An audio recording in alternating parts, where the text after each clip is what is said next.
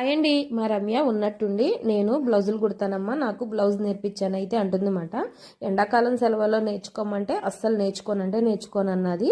ఇప్పుడేమో 10th కదా, వద్దులే అంటే లేదు నేను బ్లౌజ్ నేర్చుకుంటాను, నాకు బ్లౌజ్ కట్ చేసి ఇవ్వు అని అయితే ఒక బ్లౌజ్ అయితే కుట్టిందండి. ఇంకా సెకండ్ బ్లౌజ్ కూడా కుట్టిద్దంట.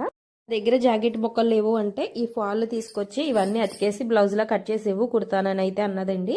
సరే ఇదేదో బాగుంది కదా అని చెప్పేసి ఫాల్ అన్ని ఇలా అయితే కుట్టేశానండి. కుట్టి బ్లౌజ్ అయితే కట్ చేస్తున్నాను అనమాట. బ్లౌజ్ అయితే కట్ చేశానండి. కానీ ఈ బ్లౌజు రమ్య కుట్టిన తర్వాత బాగా కుట్టితే కట్టుకోవడానికి చాలా చండాలంగా ఉంటుంది కదండి. అందుకే రమ్య చేత లైనింగ్ బ్లౌజ్ కుట్టిద్దామని చెప్పి ఇంకా లైనింగ్ బ్లౌజ్కి అయితే కట్ చేశాను అనమాట. నా దగ్గర ఉన్న వేస్ట్గా పడున్న మొక్కని ఇలా అయితే బ్లౌజ్లా కట్ చేశానండి.